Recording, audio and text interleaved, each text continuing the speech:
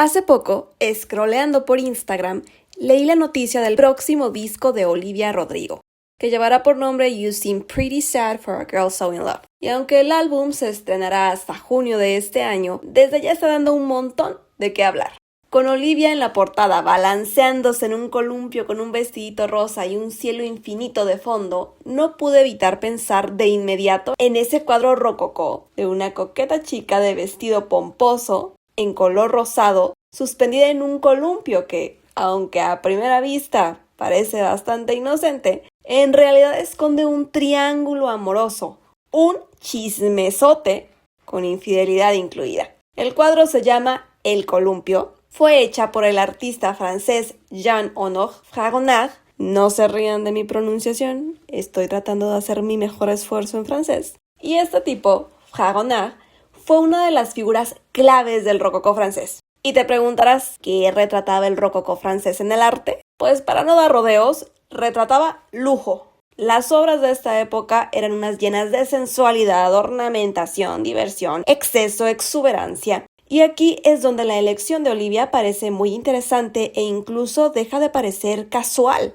Porque en la pintura de Fragonard, la joven no solo se balancea en un columpio, en realidad está siendo observada. El hombre que la impulsa desde atrás es su esposo y simboliza una relación aparentemente estable, pero escondido entre los arbustos hay otro hombre, el amante, que la mira desde abajo en una intimidad que no debería existir, porque sí, literalmente le está viendo la ropa interior. Tú dirás, ¿qué tan inocente es eso? Toda la escena se construye a partir de un juego de miradas, de deseo, de secretos. Y entonces, si lo piensas, la decisión de Olivia no se limita a ser solo una portada linda, sino que puede verse como una posible reinterpretación moderna de ella, de nuestro tiempo y, claro, de este álbum. Pues en la portada ya no está siendo observada, se encuentra sola, nadie la empuja, nadie la espía, es solo ella, el cielo infinito y una gran aura de libertad.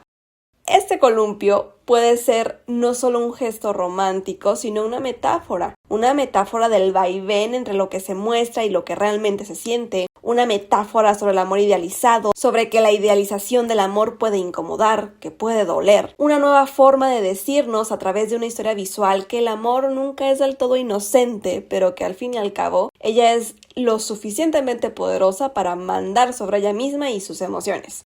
¿Te suena mucho a teoría conspirativa? Quizá lo sea o quizá no, y la verdad es que no podemos asegurar nada hasta que salga el álbum y escuchemos las canciones con detenimiento. Pero lo interesante de este caso es que no ha sido el único. En las últimas décadas, muchísimos artistas y bandas han recurrido al arte como un punto de partida para construir las portadas de sus discos, no como un simple guiño estético, sino como una forma de dialogar directamente con la temática del álbum, de anticipar emociones, conflictos o ideas que luego se desarrollan en las canciones. Porque a veces la portada no solo acompaña la música, sino que es parte de la expresión artística en su inmensidad. Y en ese cruce entre pintura y sonidos, entre lo que vemos y lo que escuchamos, es donde empiezan a aparecer conexiones mucho más profundas de lo que parece a simple vista. Hola, yo soy Pilar. Soy la fundadora de Art by Pilar y la intro de este episodio estuvo un poco más larga de lo habitual, pero valdrá la pena, porque en el chismecito artístico del día de hoy vamos a hablar de música, de álbumes maravillosos que han marcado la historia y que, más allá de lo que cuentan musicalmente, también se pensaron desde lo visual. Vamos a hablar de portadas que no son casualidad, que tomaron prestado el arte, lo reinterpretaron y que además dialogaron directamente con lo que contaban sus canciones. Y un ejemplo clarísimo, de hecho, con el que me gustaría comenzar este relato musical, es uno que mezcla hard rock y renacimiento italiano. En efecto, la primera banda de esta lista la encabeza Guns N' Roses y sus álbumes dobles Use Your Illusion 1 y 2. Porque ese joven que se encuentra escribiendo en su libretita todo tranqui con fondos modificados en azul y naranja es nada más y nada menos que un fragmento de la Escuela de Atenas de Rafael Sanzio, hecha por allá de 1511. ¿Quién es ese joven? La verdad no está identificado con certeza, porque sí, así como lo oyes, ese joven no tiene una atribución clara ni universalmente aceptada por los historiadores del arte. Y de hecho eso es lo más interesante porque en este fresco de Rafael vemos figuras como Platón, Aristóteles, Pitágoras, Sócrates, pero para la portada de este álbum ninguno de estos ilustres hombres es el protagonista. El protagonista es alguien desconocido, al margen de la escena, alguien concentrado, introspectivo, y esto se convierte en una metáfora interesantísima del grupo porque por esos años, que era la década de los 90s, Guns N' Roses había moldeado su rock a algo mucho más complejo, desde letras hasta sonidos. Crearon a propósito un rock mucho más sofisticado, si queremos llamarle así, un rock mucho más cuidado, no solo para seguir en la cima, sino para crear piezas musicales que pasaran a ser leyenda. Y spoiler, lo lograron. Si en este punto te estás preguntando, ¿y el álbum y la pintura cómo son? ¿Me las imagino? No te las imagines, no te preocupes. En redes sociales te he dejado la compilación, pintura/álbum de cada una de las portadas de las que estamos hablando con su respectiva obra de arte para que las veas en el momento que tú gustes, ya sea sintonizando este podcast o en algún tiempo libre. Los enlaces te los he dejado en la descripción del video, ¿va? Bueno, continuemos con nuestro relato musical, sin salirnos de la línea rockera, porque el siguiente álbum es de la enigmática banda Deep Purple y su álbum lanzado en 1969 titulado Deep Purple. Este fue el tercer disco del grupo y fue un álbum musicalmente complejo que mezcló un rock experimental, rock psicodélico, hard rock, un álbum con presencia de guitarras fuertísima y hasta unas fusiones loquísimas entre música clásica y rock. Y algo tan loco, tan psicodélico, tan intenso, sí o sí ameritaba una pintura igual de loquísima e intensa. Y la elegida fue, sin duda, El Jardín de las Delicias de El Bosco, que data aproximadamente del año 1505. Y sí, por supuesto que de esta obra del Bosco, que tiene 3 paneles, el panel elegido fue el tercero, el del infierno. Entonces, con todos esos instrumentos infernales, con los miembros de la banda escondidos como si fueran un personaje más del Averno, y además en blanco y negro, que por cierto se dice que se imprimió así por un error de impresión, el álbum logró tener esas vibras oscuras, misteriosas, extrañas, impredecibles, tal cual lo son sus canciones. Y ya que estamos hablando de cosas impredecibles y un tanto excéntricas, aprovecho para hablarles de la reina de lo excéntrico y lo impredecible y uno de los álbumes más artísticos de las últimas décadas, nuestra reinona Lady Gaga, y su tercer álbum titulado Art Pop. Este álbum es un icono, se lanzó en 2013, tiene rolas tan impresionantes como Applause y Guy, y la portada es una cosa brutal. De inicio, la fotografía fue tomada y diseñada por el artista estadounidense Jeff Koons, que trabajó junto con Gaga para realizar a conciencia todo el concepto artístico del disco. La portada es un collage que reúne fragmentos de la escultura de Apolo y Dafne de Bernini y de El nacimiento de Venus de Sandro Botticelli. Y además, en el centro, Lady Gaga aparece sentada sobre una concha, una clara alusión a la Venus de Botticelli, con una peluca rubia que cubre su pecho, construyendo la imagen como de una Venus contemporánea.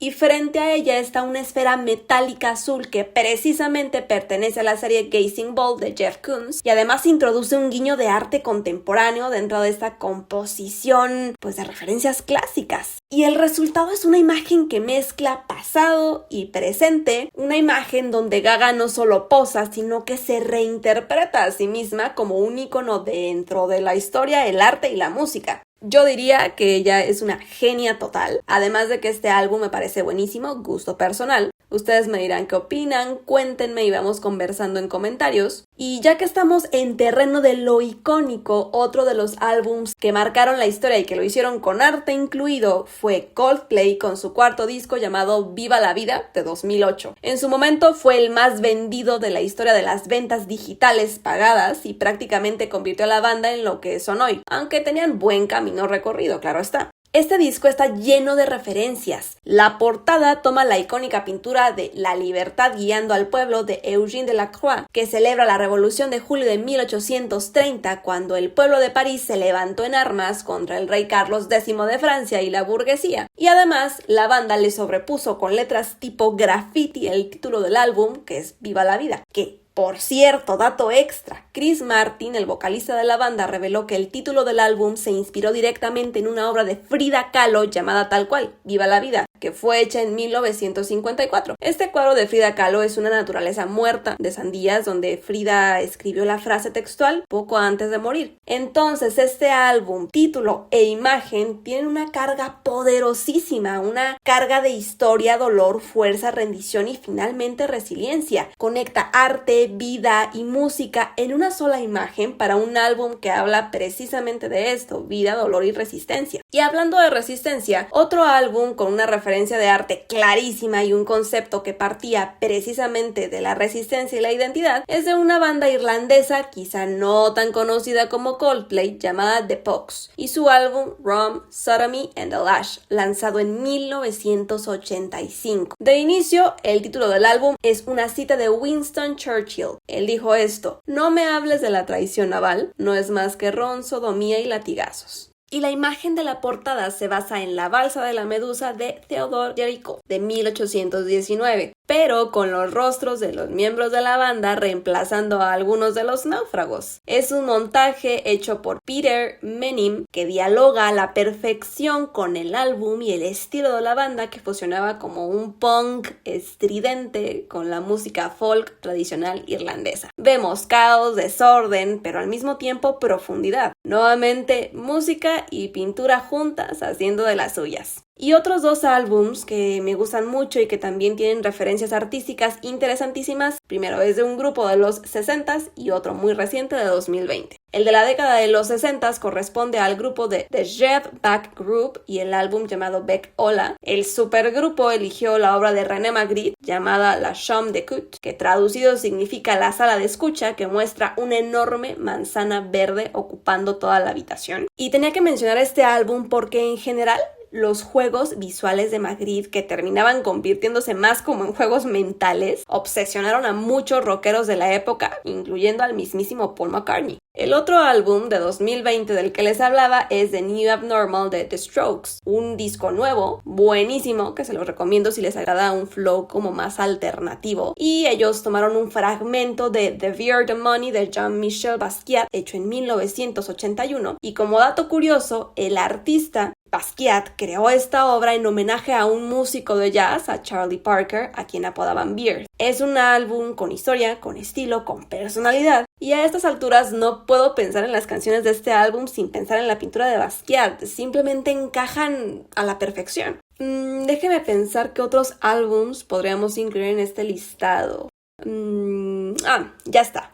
Rod Stewart y su álbum A Night on Town de 1976 también tiene una portada artística. Él tomó la pintura Baile en el Moulin de la Galette de Renoir, pero con un ligero montaje con el rostro del cantante en la pintura. Y también me acaba de venir a la mente el álbum Absolution de Muse. Aquí es más como una referencia a la obra per se, pero se nota bastante que la obra Golconda, otra vez de René Magritte, que es una pintura que seguro has visto de unos hombres con saco largo y sombrero cayendo como gotas de lluvia. Bueno, ahí está la referencia. Y es que nos podríamos llevar horas hablando de referencias artísticas en la música, en los álbums, de las portadas de muchísimas bandas, de muchísimos artistas, pero lo importante es puntualizar lo siguiente. ¿Qué sentido tiene hacer esto? ¿Qué sentido tiene que arte y música estén juntos? De inicio, para contestar esta cuestión, me gustaría decir que conjuntar arte y música no es un capricho estético ni una coincidencia bonita. Es algo casi inevitable, porque históricamente el arte nunca ha existido en compartimientos separados. Desde hace siglos, la pintura, la música, la literatura, la escultura, incluso la danza, el teatro o hasta la moda han dialogado entre sí constantemente, respondiendo a un mismo contexto, a las mismas inquietudes y a las mismas preguntas de su tiempo. Entonces, cuando un artista contemporáneo retoma una obra del pasado para una portada, no solo está haciendo referencia a, está traduciendo ideas de un lenguaje a otro. Completa, nutre lo que se dice con pinceles, pero que hoy se puede decir con sonido, con imagen y hasta con un concepto lo suficientemente complejo para hablar de lo que se desea hablar. Y ahí es donde hablar de todo lo que hemos hablado hoy cobra sentido, porque todas esas portadas nos recuerdan que el arte no es algo lejano ni encerrado entre las cuatro paredes de un museo. El arte es un sistema vivo que se transforma,